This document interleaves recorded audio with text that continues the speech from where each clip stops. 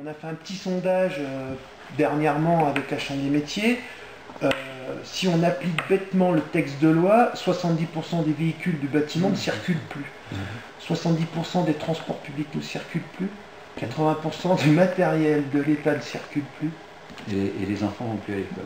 Voilà, donc les pompiers non plus ne peuvent plus circuler. Donc on est en pleine discussion par rapport à ça. Mais c'est une contrainte supplémentaire, parce que quand on va arriver ça, vu la conjoncture actuelle, on nous dit en gros rachetez des camions les gars, sinon vous n'allez plus bosser. Quoi. Oui. Et dans nos petites structures, un camion de 3 personnes, s'il y a de poids lourds, c'est 70% du chiffre d'affaires qui ne part pas le matin. Quoi. Donc c'est pour ça que là-dessus, moi personnellement, enfin, ça dit était un peu rapide. Bon, le préfet a été attaqué au tribunal, donc il répond à ça aussi, mais le fait qu'on soit un peu dans les témoins, entre guillemets, c'est un peu perturbant là-dessus. Donc on a quelques adhérents qui sont un peu sur les dents. Dans le BTP, ils ont la même position que vous. Ah mais tout à fait, tout à fait. Après, quand je parle bâtiment, c'est bâtiment et travaux publics, parce que nous, avant Annecy, donc il y a la CAPEB et il y a aussi la CNATP, qui est le syndicat DTP dans le département. Enfin, nous, il y a le BTP et la FNTP, FRTP, compagnie avec M. Gaudin.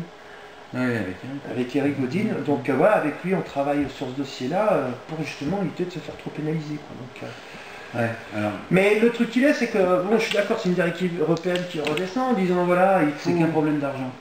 C'est pour éviter de payer les amendes à l'Europe. Hein. Ils n'en ont rien à foutre de notre santé. Rien. Non. C'est uniquement pour justifier qu'on ne paiera pas les amendes à l'Europe. C'est honteux. Hein.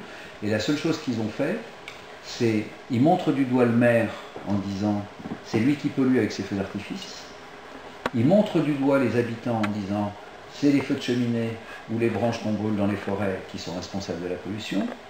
Par contre, les tirs polonais, hongrois, eux, ils sont Euro 6, pas de problème.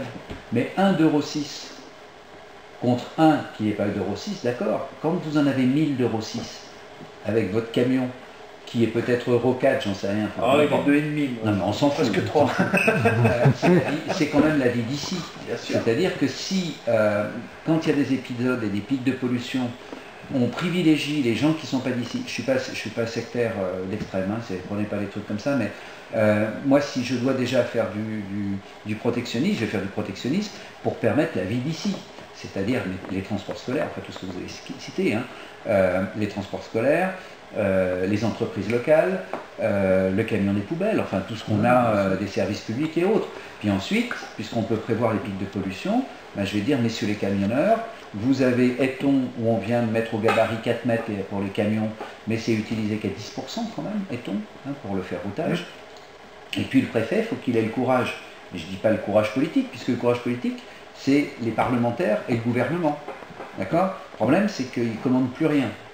Donc il faut qu'on dise au préfet, ben, le jour où on sait qu'il y a un pic de pollution, les transporteurs routiers, on leur dit, voilà, dans 15 jours, on sait qu'il y aura un pic de pollution, organisez-vous, parce qu'à ce moment-là, on diminuera par 2 le nombre de camions, ou vous serez obligé de payer la taxe pour aller à Eton, etc.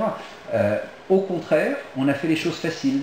On n'a rien fait pour les transports de transit, puis on a montré du doigt tous les gens d'ici. Ben, c'est vachement facile hein, quand même, hein. Moi je vous le fais tous les matins.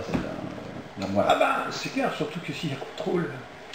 Oui, mais ça se fera pas. Alors il m'a dit, ah, mais moi je lui ai dit au préfet, je lui ai dit, il faut que vous fassiez, que vous preniez des mesures sur le transport. Tout le monde dit effectivement, c'est pas le transport de transit qui pollue, parce qu'ils sont tous Euro 6.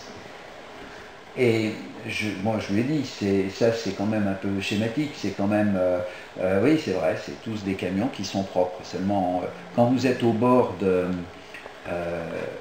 la route, de l'autoroute blanche, et que vous voyez passer des trains de camions, mais c'est pas des trains, c'est continuel, c'est des centaines et des centaines de camions qui sont les uns après les autres, bah, vous avez compris que c'est peut-être là-dessus qu'il faut qu'on fasse un effort.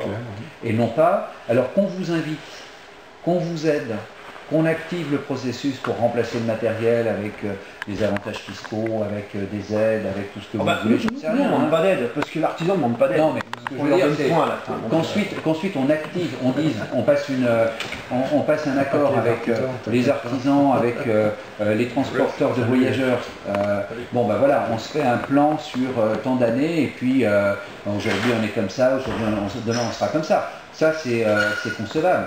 Qu'on dise, on va taper sur le doigt des gens d'ici, c'est quand même un peu compliqué. C'est l'économie locale qui prend un sacré choc quand même. L'économie, puis la vie des gens d'ici, et puis, vous savez, quand, je ne sais pas qui est-ce qui vous fait le ramassage scolaire ici, dans la vallée, c'est la SAT ou...